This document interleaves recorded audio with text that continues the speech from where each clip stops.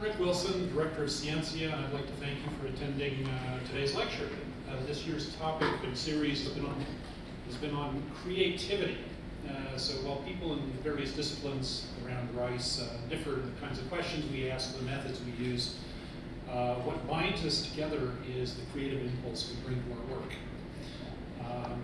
And so this year, Scientia is calling on people inside and outside the university to come address the issue of creativity. So today we're fortunate to have Jing Zhou speaking to us on the topic of employee creativity in the workplace.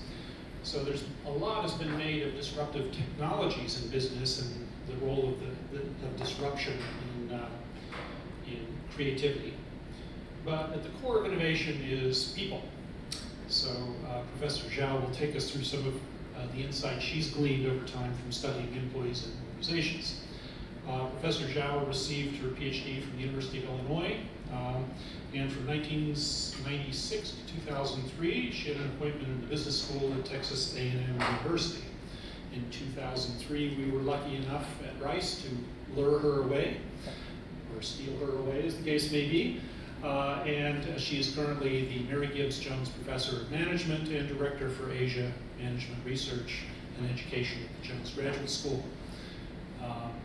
She's a former Associate Editor of the Journal of Applied Psychology and past President of the International Association for Chinese Management Research. Professor Zhou's research has been published in top scholarly journals such as the Academy of Management Journal, the Journal of Applied Psychology, Journal of Management, the Harvard Business Review, and Personnel Psychology. Her articles are intriguing, including her 2017 paper entitled Hot Shot and Cool Reception, Social Consequences of High Performance at Work.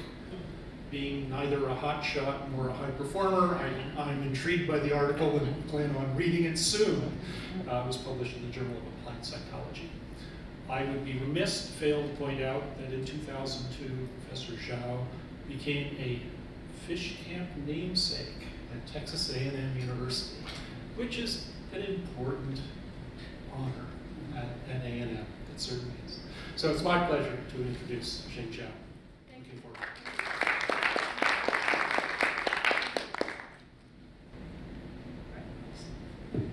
I'm very excited to be sharing with you about my research on creativity. I'm told that there will be about 40 minutes. I'm going to share with you about the research findings. We're going to have a Q&A for about, I think, 20 minutes.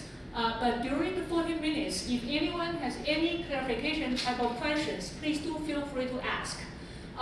Because of the time limit, I did not include lots of technical details about each research, but if you're curious, I'll be happy to share with you all those technical details.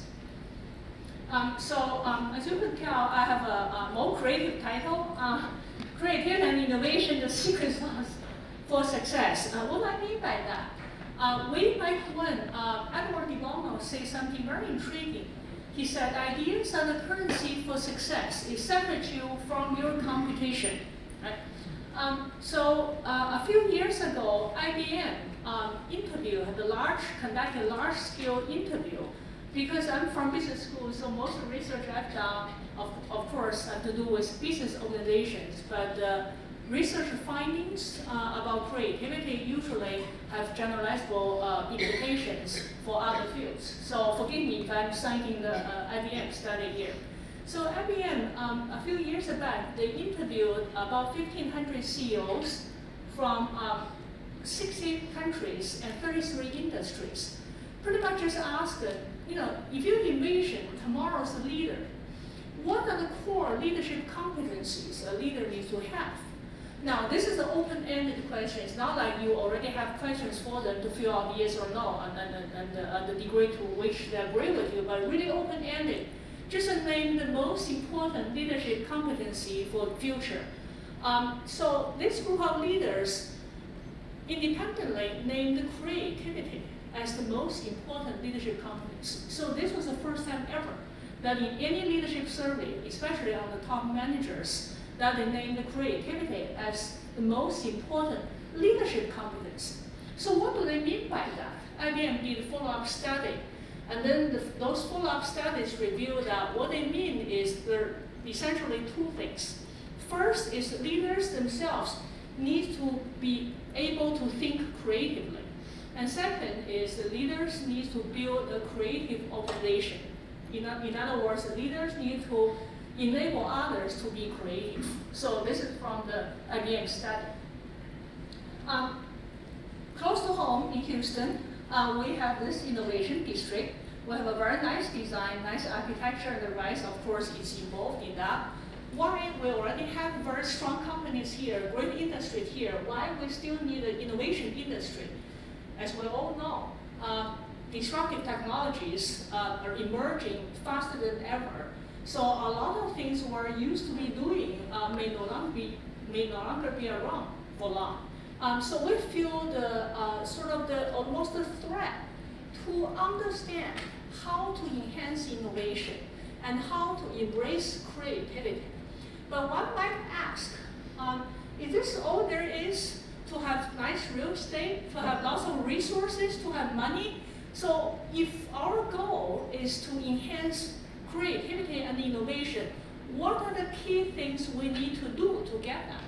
So personally, I was intrigued, I embarked on research on creativity. But not just one researcher, the field of management. So if you look at this, the data, in recent couple of decades, research on creativity and innovation has grown exponentially. In the past, pretty flat. There are always people interested in this topic. They stay stable, but then a lot more people are interested in this topic. This kind of give up my age. Since 1996, I collaborated with lots of people, mainly in the US, in Europe, and Asia. We conducted empirical research mainly in companies, in the work organizations, and also sometimes in the behavioral laboratory to try to find out the factors that enhance creativity and the factors that may restrict it. So to make a long story short, we found that yes, resources are important, and yes, the nice support from organizations, compensation systems are important, but fundamental to the creative process is people. Lots of findings are summarized in the two books I helped to edit.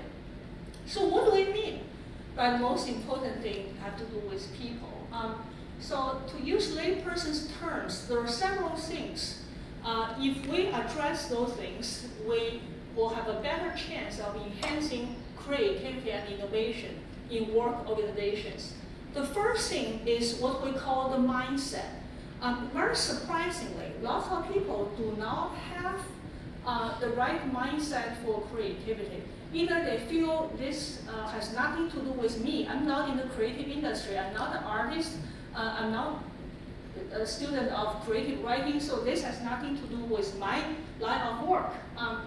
Or they do not have the right kind of techniques or skills to generate truly creative ideas. And moreover, sometimes after we've generated ideas, we really need to sell the ideas to others because just by working alone, oftentimes it's difficult to implement ideas we generate. So sometimes people do not have the right knowledge or skills to generate ideas, and sometimes they're not particularly good at selling those ideas. So that's another finding. Yet another finding is sometimes in organizations we need people, especially decision makers, who are good at recognizing new ideas. So a lot of times the new ideas first proposed, they're not mature enough. It's not obvious they can bring benefit to the organization. So that would require leaders to be very sensitive to the value of creativity and do a good job to recognize, to spot new ideas early on in order to nurture them and help to bring them into really tangible results. So yet another factor have to do with people's ability to lead, and I'll go back to this question, to this factor when I talk about creative teams later. And lastly, every single organization members we found need to be willing and able to serve as part of the social environment for creativity. So today's talk, I'm going to provide some detail about each one of those factors that we found. The first one, about the mindset. We found that in organizations, whether they're large or small, lots of individuals have misunderstanding about what creativity truly is. So for example, we would go to companies to interview employees. Usually it's the management bring us in to say, you know, I want to encourage employees to be creative, but my employees are not creative. But when we interview employees, they tell us, my managers kills my creativity every day. So clearly there's a discrepancy there about who's responsible for this and who's not doing it. So the first misunderstanding we found about creativity is some people, in their mind, they think only Einstein, scientists, top scientists or artists can be creative. So essentially, their thinking, oftentimes subconsciously, if it's not big enough, it's not creativity. So amazingly, in lots of organizations we interviewed, we conducted empirical research, people do not agree, people do not have a consensus on what creativity really is. Therefore, managers are encouraging employees to be creative, and the employees' understanding about creativity probably is different from managers. So what should be our definition of creativity? That's the first thing we find that's very important in work organizations. So our definition is creativity is the generation of new and useful ideas. The novelty side is obvious, right? So when we think about creativity, most of us think about this has something to do with the way that we never been able to do this before. So novelty is kind of an inherent part of creativity. But in work organizations, different from artists, our definition about creativity requires a second dimension, namely usefulness. So this idea needs to bring some value to the organization. The idea does not have to be technical idea. It can be anything have to do with products. So this new and useful idea can be about products, can be about new services, can be about new work methods or processes, or even business models. For example, just a few companies that we're familiar with. Anyone have had In-N-Out burger before? Anyone? All right, okay. So some of us are what you're talking about because it's not here. I think it's in Dallas, right? So In-N-Out burger is not a typical, you know, In-N-Out burger. In Dallas. In Dallas, okay. It's not your typical fast food place. There's something very secretive about this place. People who have tried In-N-Out burger are crazy about it.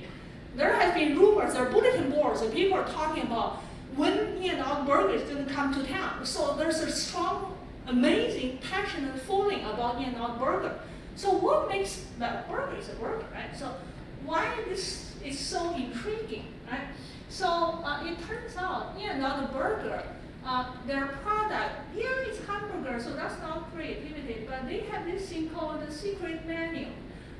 That somehow make their regular customer find that this is a very intriguing place to go back to, right?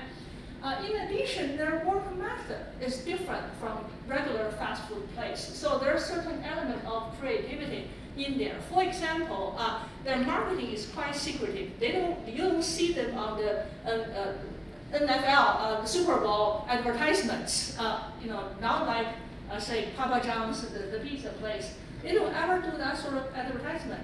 But somehow, through word of mouth, their customers bring in new customers. I got to know In-N-Out from my friends in California. They're crazy about this. So they save lots of marketing dollars that way. So the way they do fast food marketing has novelty in it. That fits our definition of creativity. It's just they're different from technological advancements. They're about work methods. And also, the way they run their human resource management has creative elements. For example, they call their employees associates. Their store managers can make a quite decent living if you work enough years there. For example, it's not rare for store managers of In-N-Out Burger to make six-figure salary, right? So this is a very successful business. They become successful by being creative in the way they run their design, their work process, their human resource management methods, and to some degree, and also the way they market their help. So this is one example. Another example is, have we all bought shoes from this place? You haven't tried. It took me a long time to try it because I did not believe you could buy a pair of shoes by not trying it. Right? It makes no sense. No. And so for a long time, although I studied creativity, I really resisted to try it. But after I tried, I cannot stop. So this is, I mean, so most of us would find the idea of selling shoes online crazy, right? Because we're so particular, even after we get to a store, we need to try it. It has to fit and fit really well. But they develop innovative methods to sell shoes. You can, for example, you can return the shoes for free and that sort of thing.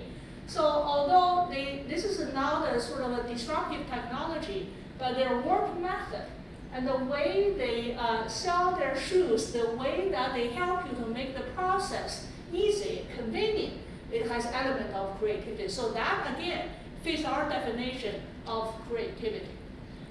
Anyone remember, this is way back when, Friday nights? You and your friends or spouse want to have a very nice dinner and watch some movie at home. Where do you go? Where did you go? Blockbuster. I remember my husband and I, this is, we usually started Friday evening, very, very happy. And once we got to Blockbuster, we started to have conflict.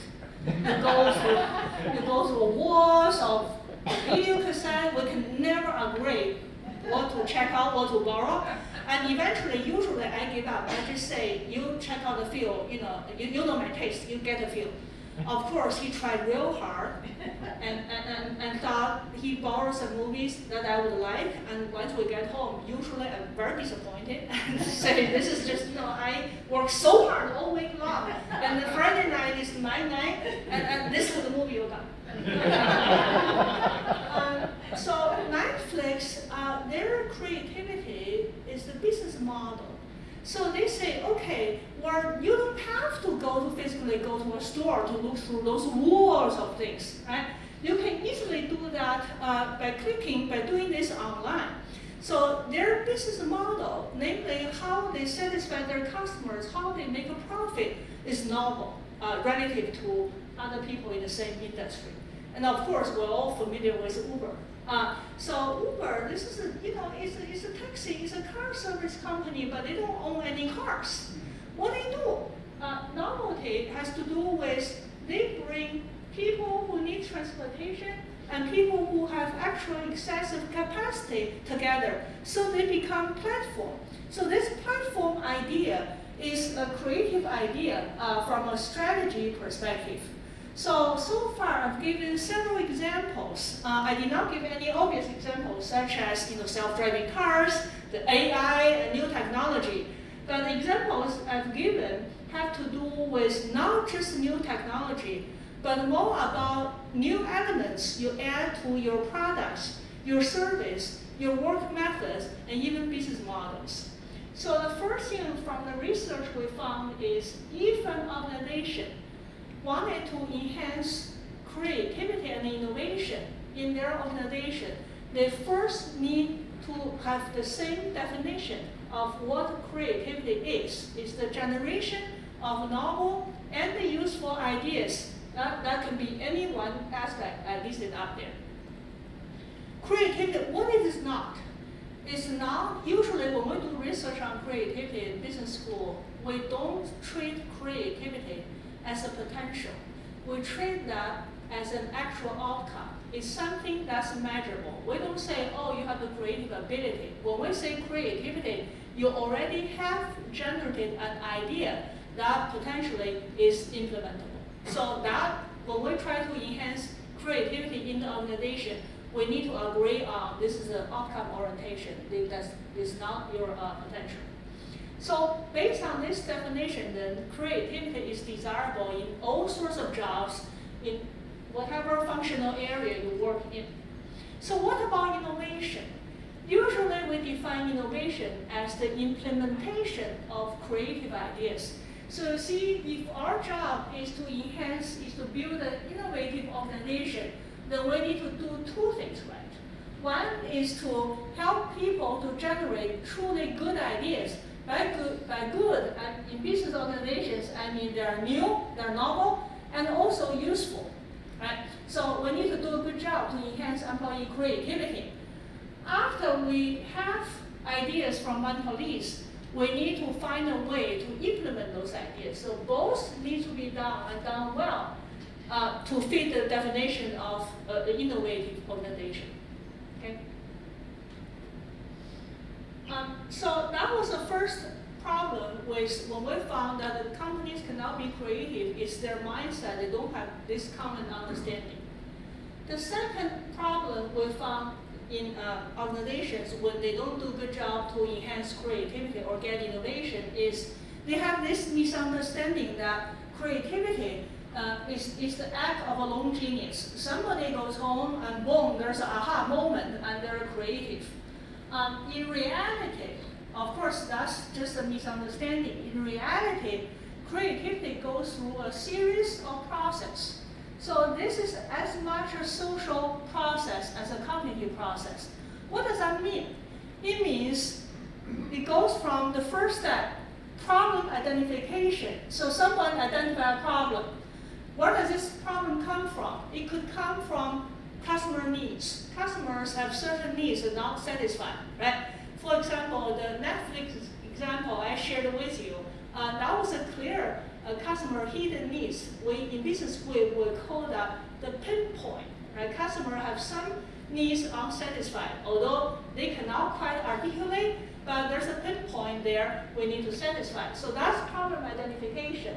So knowing that, then, in order to enhance creativity, managers or leaders need to nurture people's ability to identify problems.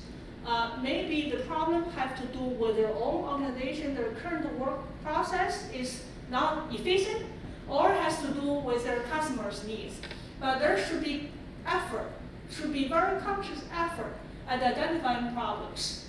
So to go a step further then, managers and leaders need to pay attention to employees who express dissatisfaction at work.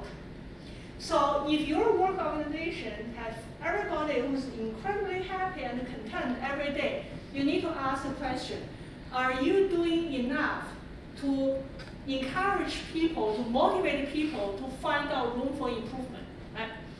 So all of this, of course, I shared with you are kind of the conclusions, but all of those are based on data and empirical work. So that's the first thing. We need to have some system in organization that will identify problems. The second step is once problem identified, there should be a mechanism in the organization in which people are going to talk about all those problems that people identify. So I may be particularly good at identifying problems. You may be very good at generating ideas and solving those problems. This should be a social process, should not be done in isolation, only individually. And then the next step is once we have some idea about how to solve the problem, we need to communicate those ideas to seek feedback. This step, managers also need to pay attention to. What does that mean? That means we need to tell people when you help others, when others come to you to talk about ideas, usually they're preliminary. They're not implementable yet. So as a good manager, we should not just say, oh, this idea, this makes no sense, right? This is too expensive or deviate from our routine practice too much, we can't do it. Instead, you say, okay, let me see, this is an interesting idea, let me see what we need to do to implement that, and then mobilize resources to try to make that happen. So that communication stage is, once again, a social process. And finally, the implementation stage, usually it has to do with not just one person's job, but because our work is interrelated. When we implement, we need to think about if this new idea or new practice is implemented, what else needs to change? For example, does the compensation system need to change? Our goals need to be set differently. So usually this is not just one idea, but a holistic approach to implementing creativity. So a lot of times when we try to encourage creativity, we kind of ignore it's a social process. Instead, we provide reward to employees, to individual employees who submitted the idea, who generated the idea. So that's actually the wrong approach, because if you only reward the person who generated the idea and not having other people to share the success, then this social process is not optimal. All right, so there's another misunderstanding about creativity is lots of us feel like sometimes ideas just come to us, and sometimes no matter how hard we work and think, we just can't find a new idea to solve a problem. So over time, some people develop this misunderstanding that creativity is the result of random thoughts. We can't help it. Sometimes we have it, sometimes we don't. If we have it, that's great. If we don't, too bad. But our research has shown this is not true. Creativity actually can be enhanced in a systematic way. So because of time constraint, I cannot go through the whole process. I'm only going to share a couple of methods.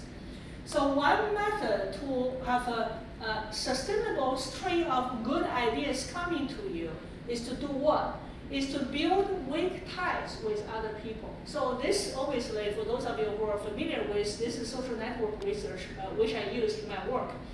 Is research has found that if you only work with the same set of people over and over, it's very hard to get fresh ideas. So what do we need to do? We need to get to know people who work in different fields, probably different professions, and oftentimes in different locations. For example, are we familiar with last year's discovery in medicine, the new organ? Are we familiar with that? Anyway, the new organ.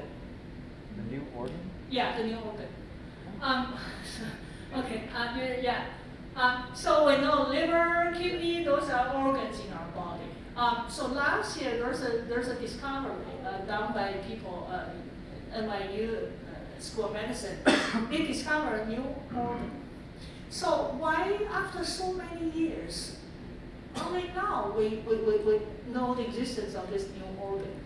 It's because in the past, whenever we try to look at the human body, we put on the microscope. But we could not see this in the past. Why was that? Because once you take the cells, the tissues, to put on that microscope, the water is gone. It dried up, the cell died. So this new organ, this part of your body in the past, we could never see. So last year, the researchers actually talked with people working not in traditional medicine, but in a new field, they have a new equipment. Under the new equipment, they can look at the live tissues. That's how they found this out. But this could not happen just by working with people who have been trained and worked in the same field for many years. You have to talk with people who we call them the weak ties, people in different fields, sometimes in different industry, oftentimes in different location. So that's what this graph shows.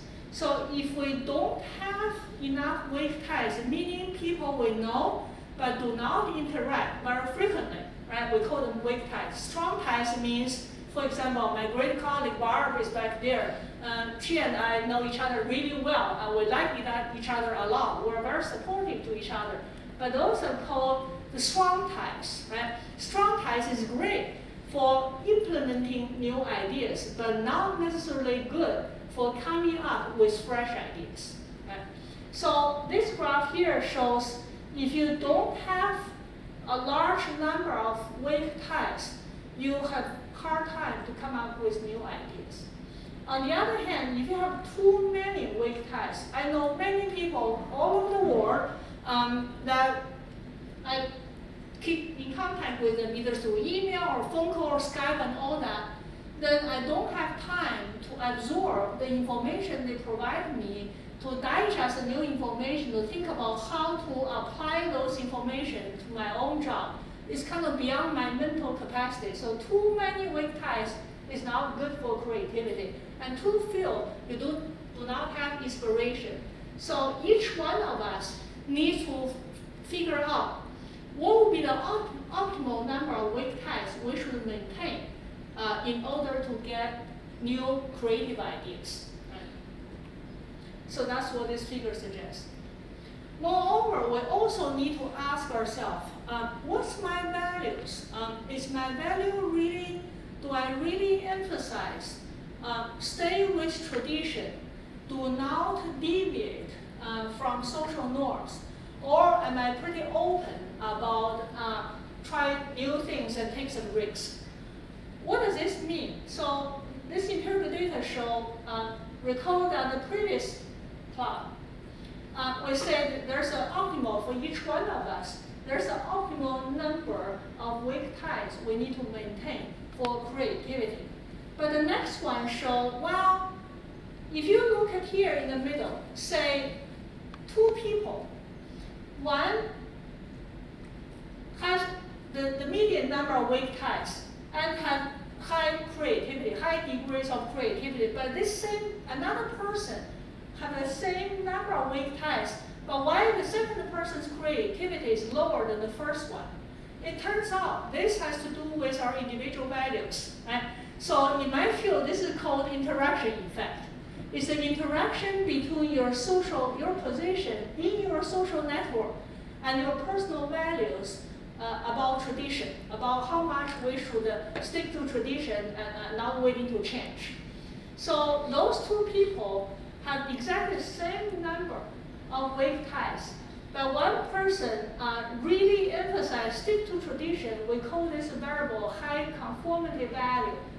This kind of people, even when your social environment, your social network, there are lots of fresh ideas and inspiration embedded in your weak ties, but your personal value does not allow you to benefit from the information in your social network.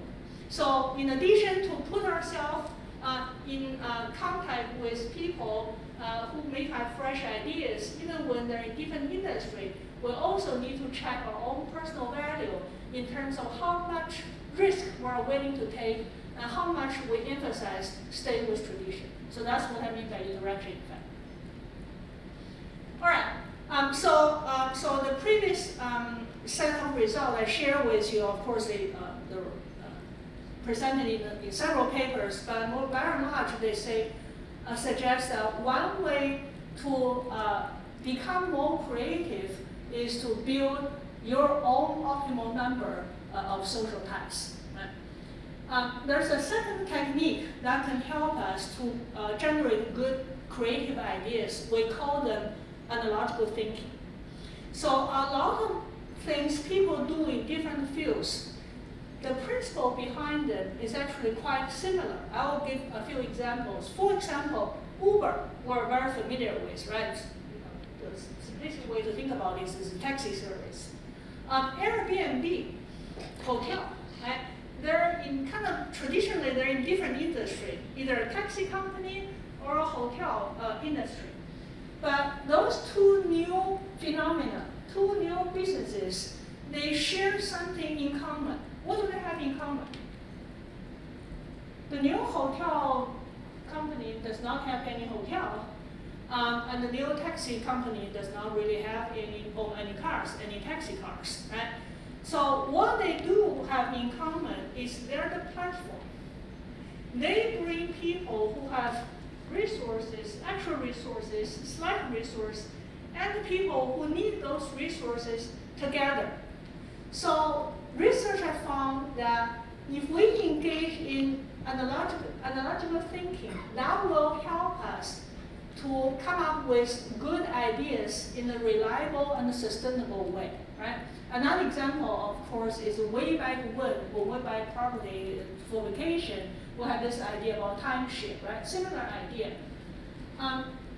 Another technique for coming up with creative idea is to identify the commonly held assumptions in your field and say, if I eliminate this assumption, what do I do?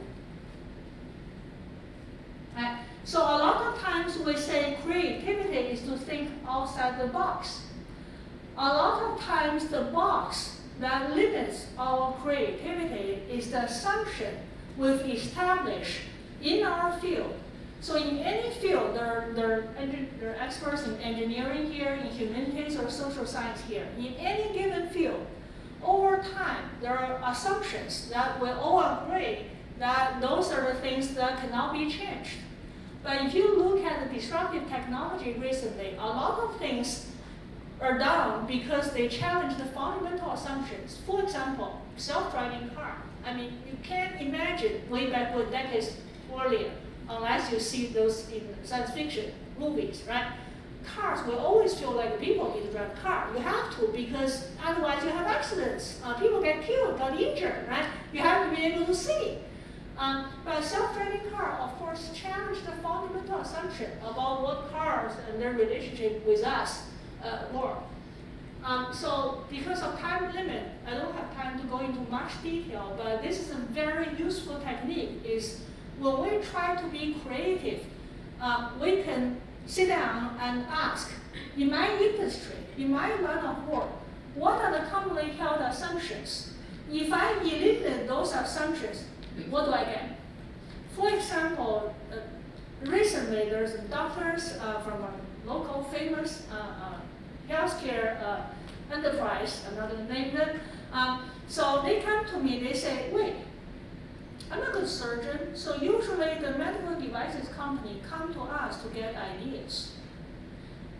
I give them ideas, and based on my idea, they invent new medical devices, and then want to buy from them. There's something wrong in this picture. So they come to me and say, okay, can you help us to come up with some way that would benefit from those ideas that we generated? Now, this actually challenged some assumption in their space, right? So in the past, they're just doctors. They perform surgery. Now, maybe some medical institution, in their effort to be innovative, maybe they can systematically collect ideas from doctors and help to improve the work process, including the process that have to do with surgery or surgical devices. That's just one example. So there's another misunderstanding about creativity is, well, we just said that creativity is a social process. So maybe if one individual does not have all those skills or knowledge to be able to think creatively, maybe we'll just form a team, right? So lots of us have this idea that if a team has a great deal of diversity, the team will be creative. Yes or no? The answer is yes and no. What does that mean? Again, this comes from empirical work. So if you look at the x-axis, this indicates the degree to which the team is diverse. So for this particular paper, we measure team diversity as team members' educational specialization. For example, there are some members on the team, they're trained as medical doctors. Others got their degree in, say, electrical engineering. Right? So those are called educational specialization diversity or heterogeneity. The y-axis from low to high is the degree to which the team have come up with truly creative ideas. So if team diversity will automatically lead to team creativity, then there should be only one line that's going up, correct? That makes sense? Right? So the line should look like this. It goes up. But what about this line going down? So what we found is if you just put a group of people who have diverse backgrounds together, in this particular case, we're looking at the diverse background in terms of educational background, they don't necessarily work very well together. There are lots of conflict. if I'm trained in medicine and you're trained in electrical engineering, we have our own lens of seeing the world, the way we see the world. We don't ever agree. Right? So what we found is you need to have something else. This something else is what? It's called transformational leadership. So the team leader needs to engage in this kind of leadership behavior called transformational leadership. What does that mean? A transformational leader does 4 things. Number 1, you need to provide intellectual stimulation. What does that mean? That means the transformational leader frequently will need to ask your team members, is what we're doing still should be our focus 2 years, 5 years, 10 years from now? If, for example, we say 10 years from now, Rice will still be a higher education institution, so we still continue to do what we do today, then the leader doesn't stop.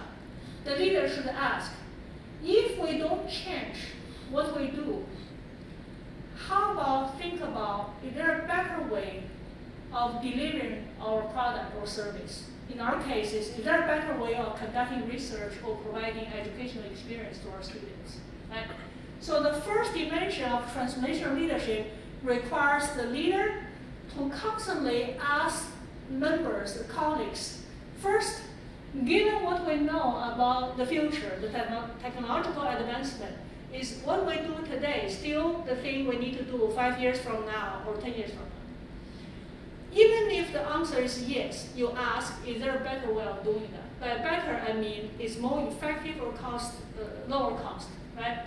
If, however, based on your projection that because of technological change, what you're doing today, 10 years from now, cannot be done anymore, then you got to prepare your organization to change to find better business that fit the future. So that's the first thing a leader should do, is to provide intellectual stimulation. Secondly, a transformational leader needs to engage in this thing we call individualized consideration. Creativity, being creative is actually quite hard. Many of us enjoy doing it, but the process can be quite challenging. Right? So when you think about it, as human beings, we can do a lot of things. Creativity probably is the highest level of behavior human beings do. Right? So in order to have organization members, whether they're employees or faculty here, consistently engage in high level of creativity, research have shown that the leader needs to provide individualized consideration.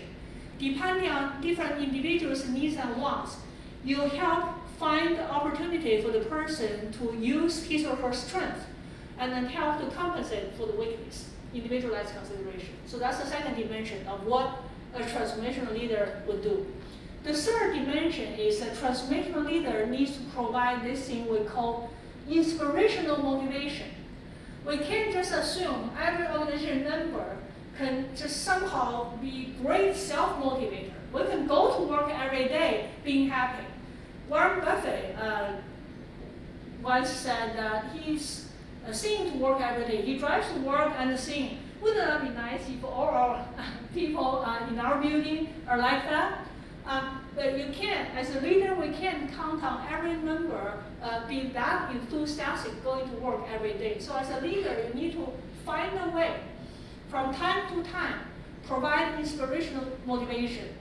What does that mean? That means to remind people why we're doing this, what contribution will make to our customers, their work, their life, what contributions will make, say, to the community at large. So we need to, from time to time, remind the members in your organization why we're doing this, why we work so hard.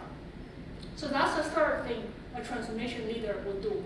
Lastly, a transformational leader needs to have this thing called idealized influence. So the most effective leadership, especially for the hardest thing that human beings do, meaning creativity, we need to have the right values and beliefs and ethical standards. So that's a given, right? So this is what we found, the interaction effect. two things need to be there. One is, yes, the team needs to be diverse in terms of your background, your knowledge, your skills. But those are not the only condition. In order for the team to be creative, you also need to have leaders in the team who can consistently exhibit transformational leadership skills. Now, if you look at the additional work, of course, the transformational leader does not have to be one individual or anyone who's holding the formal position. For example, later work have found that there's this new thing called distributed leadership. So within each team, there could be several individuals taking turns to manage the process. That's doable as well, regardless whether it's a formal leader or distributed leadership. The key condition for creativity at the team level is you need to have people from bringing divergent knowledge and skills, and also transformational leadership. So that's about team creativity. Okay, so so far I kind of touched on a few research findings on how to enhance creativity. Then we go to organization, we found that in some organizations, even after they have consistently promoted employee creativity, and their employees have shown great deal of creativity, have submitted lots of creative ideas. Is that necessarily better than for organizations' performance? So this is what we found. The correlation between employee creativity and the firm performance, we measure financial performance, is actually negative 0.03. Statistically not significant. Wow. After all that work of enhancing creativity, this is what we got. Why? So very briefly, x-axis shows core knowledge employees' creativity going from low to high. And y-axis is firm performance. There are different measures. So going from perform poorly to perform at an excellent level. So this data come from 200 plus companies. So in this sample, some companies, you can see a positive correlation between employee creativity and the company's performance. So this blue line is going up. Yet some other companies in this sample, as employees become more creative, the company's performance actually is going down. Why is that? So we found that part of the reason is the companies are good at promoting employee creativity, but not good at training their managers to recognize new ideas. So managers are still worrying about their next quarterly performance, their financial performance. They do not have the capacity, nor are they willing to take the risk to implement the creative ideas, because those ideas are risky. Right? So in addition to promote employee creativity, in order to translate creative ideas to organizational performance, companies need to also train their managers to recognize creative ideas. I will just touch on one study, there are many I've done. So for example, if you look at this figure, these results, we found that same idea, if you look at this side, this is a really high level of creative idea. Some managers can differentiate highly creative ideas from the non-creative ones. If you look at the dotted line, right? So the idea is going from left, on x-axis, from left to right, the ideas are more and more creative. So this group of managers, as the ideas become more creative, their ratings also go up, meaning they can clearly recognize those creative ideas. But other managers holding similar position, they can't tell. Why is that? We found that there's an individual difference called promotion focus versus prevention focus. So if you think about people you know, you realize there are some of them, when they go to work, when their attitude towards life is this thing we call that promotion focus. They set high goals, they work hard in order to thrive and prosper and to find out more opportunities for self-actualization. There are also people who work very hard, but their goal is what we call prevention focus. They work hard, try not to make mistakes, try to avoid failure. So there are two kinds of individuals. One type is they work hard, try to get something exciting, positive. There's another group of individuals who work hard, try to avoid failure. Right? Those two individual differences actually impact how those people recognize ideas.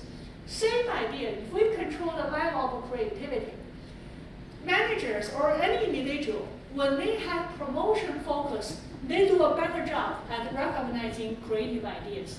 Versus those who are in prevention focus, they cannot quite tell creative ideas from the mediocre ones. So the message for companies is to identify or train managers to approach their work with a promotion focus. So that's the message here.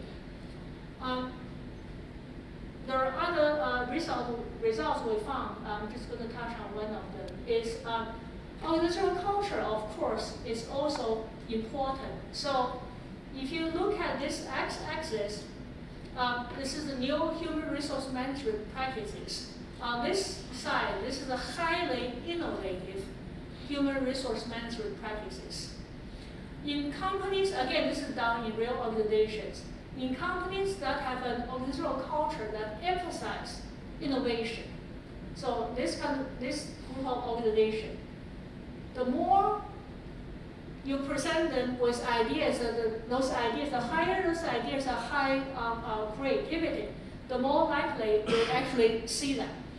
But the same level of creative ideas, if you present that to managers in organizations that do not emphasize innovation, or they do not have this innovative culture, they cannot see as much innovation in those human resource management practices.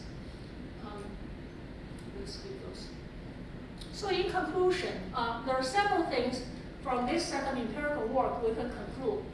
One is if we want to enhance creativity and innovation, we need to help our members in our organization to form an innovation-friendly mindset. I went into detail to address it. Second is to learn techniques on how to generate good ideas. By good, I mean highly novel and useful. The next one is to develop promotion focus in order to help them to recognize good ideas. The next one is to train managers to be transformational leaders. And the last one is every organizational member needs to be willing to be part of the social environment that nurtures and supports creativity and innovation. Thank you so much.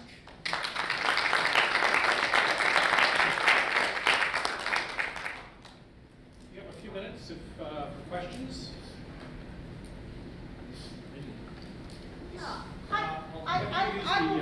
The mic, so I find that in reality, any reasonably large organization has sort of very complex and interlocking sets of management. Yep.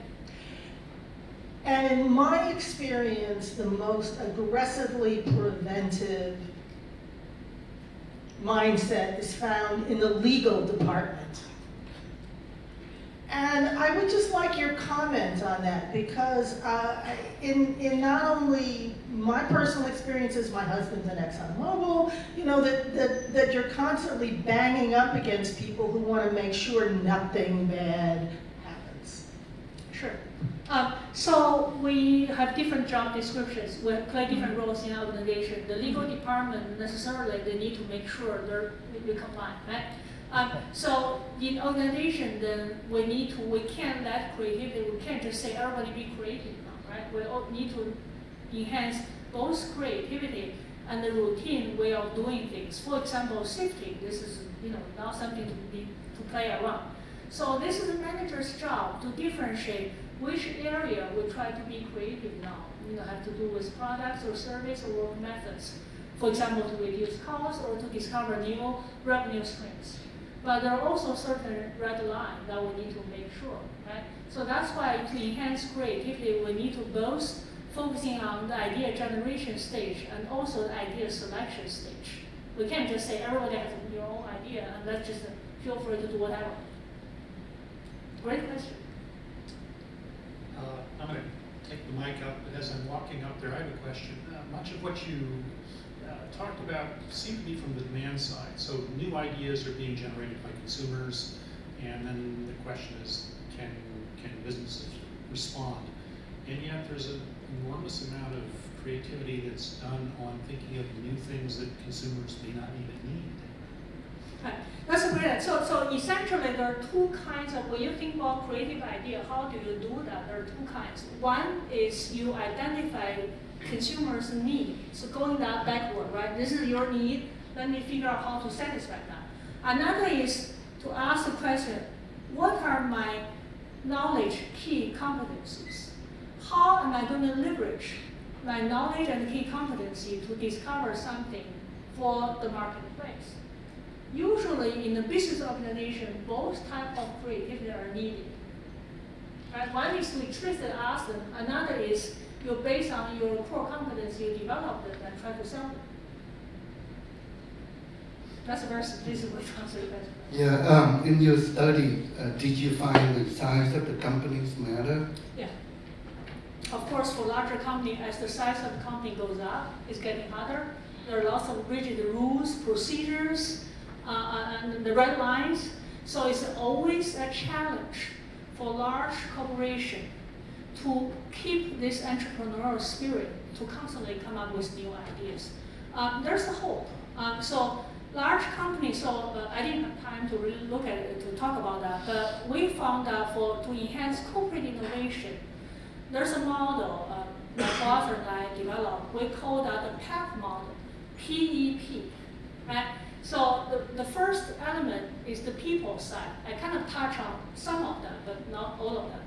E means the environment, work environment, so the culture and the social environment to support creativity.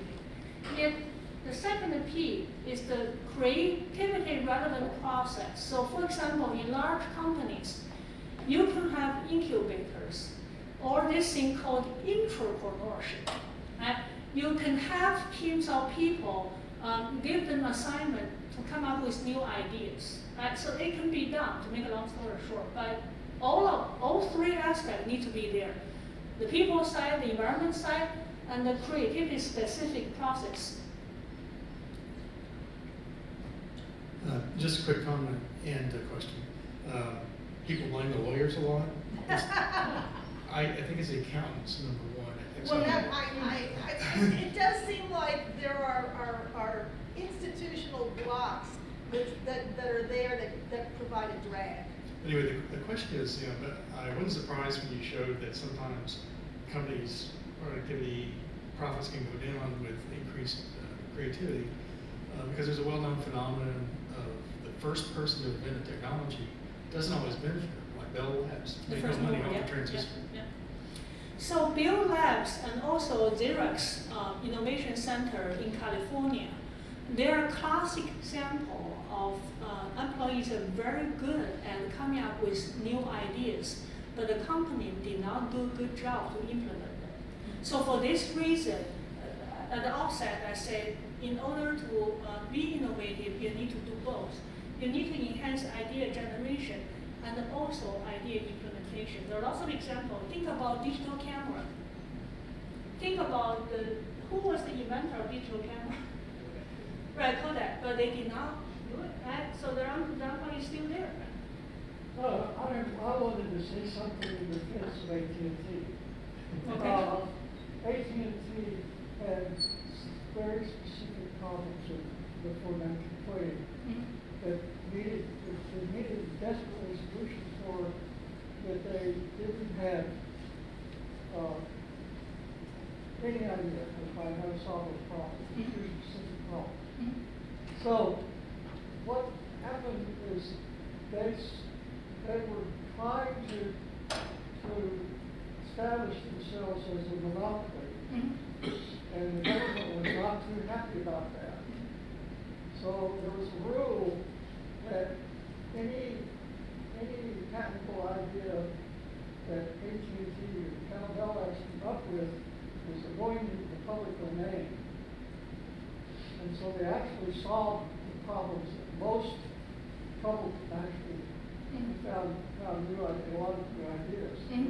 I like that comment, yeah. I agree. As a former Bell Labs person, I All can right. vouch for what Dr. Curl just said is true. I wanted to pick up on your social environment aspect. There was a really interesting story in the New York Times last week. They were looking at creativity of scientific teams and showing fairly compelling evidence that the creativity of a science team is less than the sum of the creativity of the individuals who make up that team, which would seem to argue for isolating people while they're doing the initial phases of the work until they get up to what you're calling an implementation or innovation phase. Yeah, it's a very interesting finding. I read that too. So again, scientific teams are different. So we can't just say what they found is generalizable everywhere.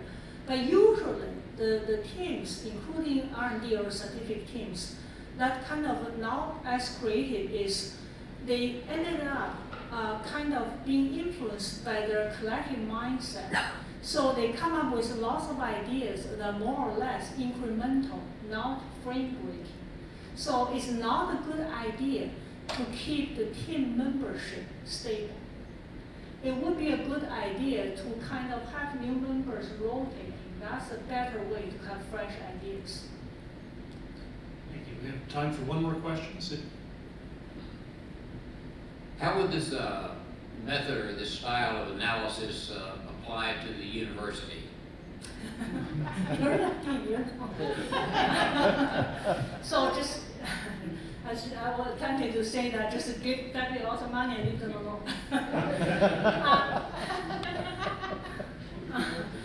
Yeah, I have several former deans there. RISE is great in terms of making the environment very free in terms of choosing the research topic. I think RISE, right. That university in general. Right. University also, the good thing, for example, I was going to mention this lecture, is cross-fertilization is important.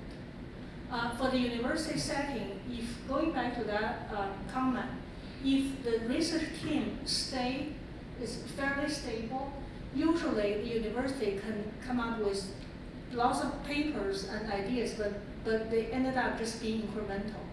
So universities will need to think about the reward criteria. Do you count papers, or do you truly value very important contributions, or maybe you need both? So that's one way to think about how to kind of apply this in the university setting, is their frame-breaking creativity versus incremental contribution. Thank you, Jane, for your answers.